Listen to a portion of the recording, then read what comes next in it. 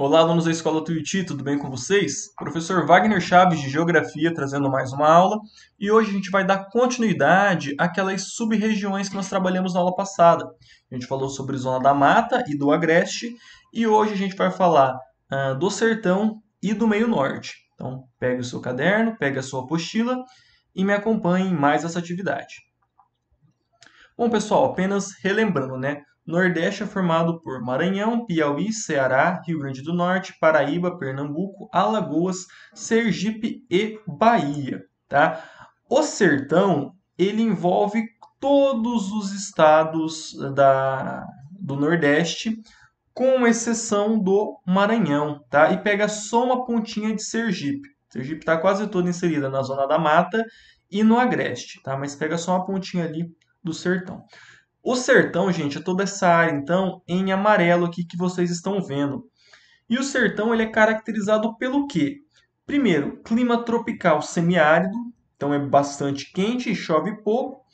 Baixos índices de pluviosidade, região bastante seca, bastante árida, tá? Então, esse aqui é o nosso sertão. E é aqui, pessoal, que a gente tem aquela visão do Nordeste que eu mencionei para vocês. A visão do sertanejo e tudo mais, tá? Só lembrando, pessoal, por que que essa região ela é árida, tá? Nós temos aqui, Planalto da Borborema, uma área orogênica, uma barreira orogênica, orográfica, que barra a umidade que vem do oceano. Então chove de um lado, não chove do outro. Então nós temos uma região aqui de clima semiárido, tá? Então isso que explica a ausência de chuvas nessa região. Professor, não chove lá? Chove, gente, mas as chuvas lá são torrenciais. Quando ocorre muita chuva em pouco tempo. Então, como o solo é um solo arenoso, não é igual aqui que vai formar lama, vai formar barro, vai formar lagoas, não. A água vai cair, vai infiltrar, já vai para o lençol freático e vai ficar seco de novo. Então, se você quiser água, você ou vai cavar até o lençol freático ou vai até os rios que existem na região. Tá? A gente vai chegar nos rios logo mais à frente. Tá? Então, é uma área semiárida. Chove pouco, quando chove é muito, mas em pouco tempo. Então, não é chuvas distribuídas ao longo do ano. Não. Choveu em um determinado momento, que é lá eles chamam de inverno. Acabou esse período de chuva, a gente tem um longo momento de estiagem, ou seja, de seca. Tá? Bom, como eu havia dito, né? O sertão que a gente tem essa visão do sertanejo do Nordeste. Então, as casas de taipa, que são essas casas de barro e pau a pique, cobertas muitas vezes de paliçadas, não é? De folhas e tudo mais, as casas bem simples. O clima árido, o sertanejo, né? Aquelas roupas de couro, o gibão de couro, aquele chapéu típico do Nordeste. A gente tem a existência de açudes, cisternas. Um açude, pessoal, ou cisterna, é isso aqui. Cisterna, na verdade. É isso aqui. É uma espécie de poço que serve para armazenar água. Então chove, eles coletam a água nesses açudes, nessas cisternas, melhor dizendo, e, e aquela água é para passar o resto do ano. Então é uma região bastante seca, bastante árida. E essa daqui eu garanto que é a visão que vocês têm do Nordeste. Quando eu falo em Nordeste, vai pensar em pobreza, clima árido, sertanejo, açude e tudo mais. É esse Nordeste aqui. É a área do sertão. É a maior parte do Nordeste? É. Mas é bem restrito, porque como a gente já viu, boa parte da população nordestina está na zona da mata e no agreste. Existem importantes cidades no sertão? Existem, mas são cidades menores e em quantidade também são menores, porque o grosso da população, a maior parte, está no litoral, tá bom? Bom, a vegetação que nós temos nessa região do Nordeste é a caatinga. Caatinga que é chamada, conhecida, significa, melhor dizendo, mata branca. Por que mata branca? É uma mata que ela sempre está com aspecto de seco. Então as folhas elas não estão tão vigorosas. Essa foto aqui não ilustra bem, né? Porque a folha está um pouco verde. Está um verde fraco, aquele verde claro, né? Mas significa que acabou de chover, provavelmente. Mas de modo geral, essa vegetação ela é o quê? Ela é mais amarelada, ela é mais esbranquiçada, acinzentada, lembrando um pouco uma coisa quase desértica, tá? Então, essa vegetação é o quê?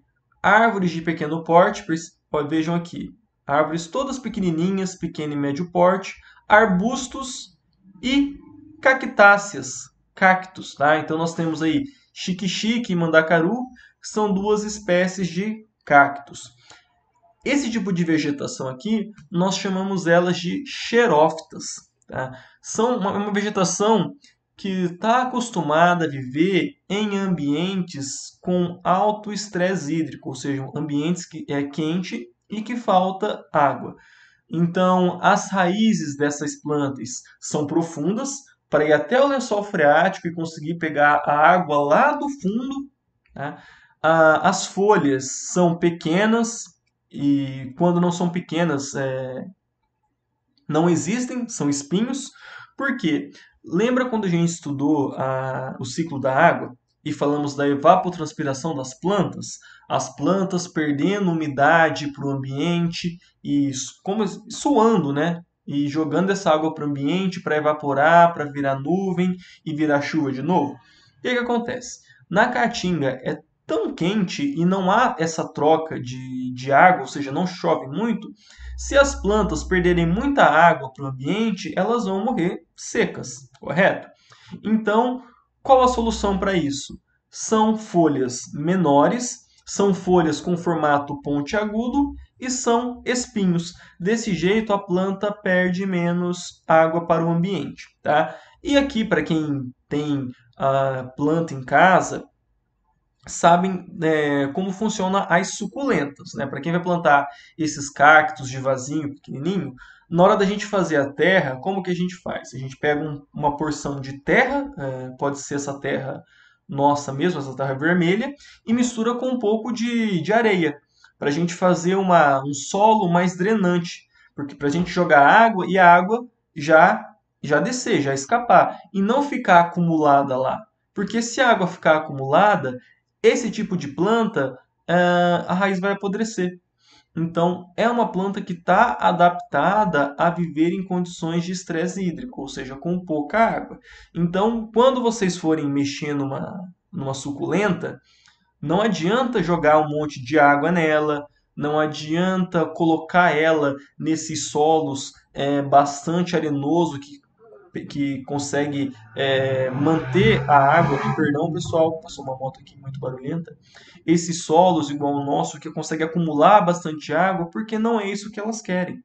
São plantas que estão adaptadas à falta de água. Em algumas delas, elas acumulam no próprio corpo da planta. Então, por que suculenta? Porque você abre ela e vê que o dentro dela é todo úmido, porque ela está armazenando água para os momentos de seca, beleza? E nós chamamos essa vegetação de xerófitas, beleza? Caatinga é uma vegetação xerófita. Bom, pessoal, dentro do sertão, essa área que já é árida, já é semiárida, nós temos uma área mais seca ainda, que é o chamado polígono das secas, tá? Então, pessoal, aqui onde vocês estão vendo esse tracejado em vermelho, é a área do polígono das secas. Percebam que aqui onde está o cursor do mouse é Minas Gerais, tá? Não é nem Nordeste, mas é região Centro-Oeste, tá? E subindo aqui. Essa área, pessoal, é a área mais árida do Brasil, com destaque a alguns pontos. Então, toda essa região está no polígono das secas. Algumas áreas são pontos de desertificação, ou seja, está virando deserto. Aqui no Ceará, aqui em Pernambuco, aqui na Paraíba e aqui no Piauí. Tá? E nós temos áreas, então, onde nós temos uma seca um pouco mais severa, que são nessas áreas aqui em amarelo, depois nessas áreas em verde, e por fim, não sei qual cor vocês estão vendo aí, mas é um bege, quase um branco. Tá? Mas, de modo geral, toda essa região está inserida no polígono das secas, é uma área bastante árida. Tá? Então, Nessa região aqui, é comum a gente ter aquela paisagem que eu mostrei para vocês. Deixa eu voltar aqui. Essa paisagem das casas de taipa, das cisternas e açudes, do sertanejo. Beleza? Bom, pessoal, então para a gente tentar contornar, melhor dizendo, essa aridez do sertão brasileiro, a gente tem alguns projetos. Então, primeiro, né, fabricação, construção de cisternas e açudes para armazenar a água da chuva. E o projeto mais audacioso, digamos assim, foi a transposição do Rio São Francisco, tá? Essa transposição, embora tenha sido terminada só recentemente, ela já é um projeto de muito tempo, desde o Brasil Império. Já tinha-se a ideia de fazer essa transposição do Rio São Francisco para você abastecer as áreas secas do Nordeste. Então, primeiro vamos voltar lá aos conceitos dos rios, que a gente trabalhou quando a gente falou de bacia hidrográfica. A gente tem rios perenes e rios intermitentes. Rios perenes são aqueles que não secam. O volume diminui na estação seca, mas ele não seca. Tá? Agora, rios intermitentes são aqueles que secam durante a estação seca. E o sertão brasileiro está cheio de rio assim. Então, quando chove, forma o rio fica 2, 3, 6 meses lá, depois ele some, só fica a passagem onde ele passava. O rio, literalmente, ele some. Então, isso são rios intermitentes. Tá? O Rio São Francisco, ele é o maior rio exclusivamente brasileiro, ou seja, ele nasce no Brasil e deságua no Brasil. E ele passa pelo sertão brasileiro com um bom volume de água. Então, a ideia era fazer o quê? Criar braços artificiais do Rio São Francisco. Então, observem aqui, pessoal, o Rio São Francisco nasce lá em Minas Gerais, vai subindo toda a Bahia. Então, aqui vocês estão vendo, o rio ele é a fronteira entre o Sergipe e Alagoas, então esse aqui é o Rio São Francisco. E a ideia foi fazer o quê? Criar braços artificiais, 2 eixos, tá? Primeiro o eixo norte, esse aqui, tá? E depois o eixo leste, tá? Então a ideia é pegar o quê? Essas águas do Rio São Francisco e levar para outros rios, levar para rios intermitentes, ou seja, rios que durante a seca não iriam existir, agora por conta das águas do São Francisco, eles vão passar a ter água, tá? Quais são os problemas, gente? Primeiro, o Rio São Francisco, ou o Velho Chico, como ele é conhecido, ele é perene, então ele não seca, porém ele sofre muito com barragem. Então deixa eu voltar aqui a imagem para vocês verem, né? Aqui, gente, a gente está vendo uma barragem hidrelétrica, tá? Para gerar energia. Isso diminui o fluxo de água que está descendo. Então isso já diminui a quantidade de água. Segundo, ele passa por uma área muito árida. Então ele já abastece uma área bastante seca do Nordeste brasileiro. E você vai pegar essa água que já é pouca e mandar para outros rios. Então, no meu ponto de vista e de muitas outras pessoas que trabalham com gestão da água, acham equívoco, tá? Porque é um rio que é muito importante para a região e se a gente continuar desviando essas águas, na ideia de distribuir água para todo mundo, pode ser que falte água para todo mundo.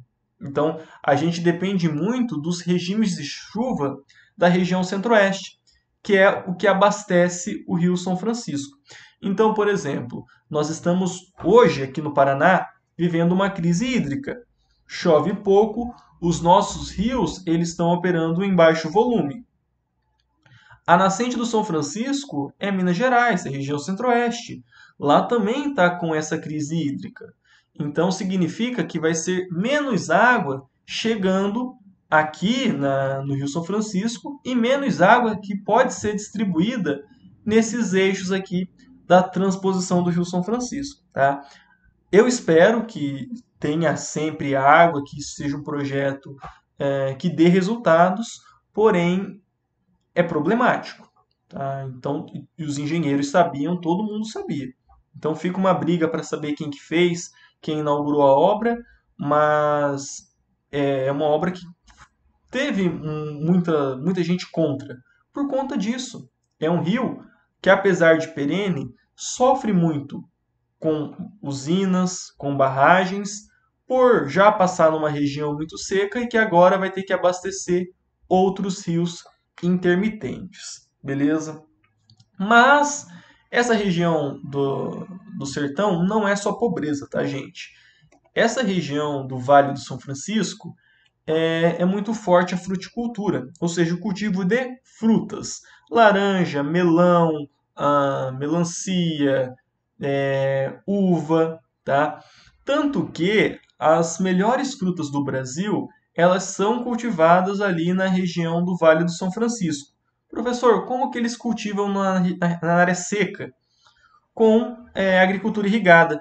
Então eles cultivam próximo dos rios, retiram água dos rios para fazer a irrigação dessas plantações. Detalhe, pessoal, essas frutas são de ótima qualidade. E a gente come elas? Não, tá? Essas frutas são voltadas para exportação. Então tem, por exemplo, Petrolina na Bahia, é colhida as frutas, é colocada no avião refrigerado e de lá vai para a Europa. E 12 horas vai estar em Portugal, vai estar na Alemanha, vai estar na Inglaterra, e a gente nem vê essas frutas aqui, tá? Que a gente acaba consumindo frutas de qualidade inferior, porque o mercado externo, a Europa, acaba comprando por um valor mais caro e tem toda uma logística para fazer isso da maneira mais rápida possível, para a fruta chegar lá fresca. Beleza? Bom, e por fim, agora a gente tem a região, a sub-região, melhor dizendo, do meio norte, tá, pessoal? O meio norte é essa região aqui, que é só o Maranhão e essa região aqui fronteiriça com o Piauí, tá? Ela, assim como o Agreste, também é uma zona de transição. É uma zona de transição entre o Cerrado e a floresta amazônica. Tá? Então aqui nós temos que tipo de vegetação? A gente tem o cerradão, que eu já falei para vocês na aula passada, quando a gente falou nas aulas passadas, melhor dizendo, quando a gente falou dos domínios morfoclimáticos do Aziz Absaber, e tem também a mata dos cocais, ou seja, essa floresta de palmáceas, essa floresta de coqueiros. Beleza? Então essas são as 4 sub-regiões do Nordeste: Zona da Mata, Agreste, Sertão e Meio Norte, tá bom? E agora, só para finalizar, pessoal, nós temos aqui 2 mapas que eu retirei do próprio livro de vocês, que ilustra bem essa divisão que nós temos no Nordeste, tá? Então, primeiro, um mapa de distribuição de chuvas, beleza? Então, nós temos, primeiro, as áreas que chovem mais de 1.250 milímetros anuais, que é o quê? Essa região da Zona da Mata, tá? E essa região aqui do meio norte, tá? Em uma parte aqui do Piauí. As regiões que chovem entre 751 milímetros e 1.250 milímetros, que já é a área aqui do polígono das secas, tá? E as áreas que chovem de 500 a 750 milímetros, essa área em laranja, e as áreas que chovem menos de 500 milímetros anuais, que é aqui onde a gente tem essa coloração um pouco mais escura, esse laranja um pouco mais escura. E se eu voltar aqui, perdão, a gente vai ver, ó, justamente nessas áreas mais escuras, nós temos os pontos mais secos dentro do polígono das secas do sertão brasileiro. Tá? Só a gente ver onde chove, ver onde não chove, a gente consegue traçar essas regiões, tá? E por fim, um mapa da vegetação. Então, ó, percebam que aqui também eu tirei do livro de vocês, tá, pessoal?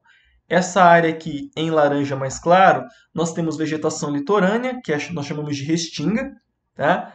Essa área aqui em verde claro, floresta tropical, que é a Mata Atlântica, toda a zona da mata. Aqui, um verde mais escuro é a área de floresta equatorial, ou seja, floresta amazônica. Aqui em rosa nós temos a Mata dos Cocais, que a gente acabou de falar. E aqui nós temos em marrom, achei marrom essa cor, né? Área de cerrado, ou seja, nós também temos cerrado na região nordeste. E por fim, toda essa área aqui do sertão, e aqui vocês estão vendo o Rio São Francisco, tá? Toda essa área do sertão nós temos a vegetação predominante da caatinga. Beleza, pessoal? Eu vou ficando por aqui. Peço que vocês fiquem em casa, que vocês lavem as mãos constantemente. Bons estudos e até a próxima aula.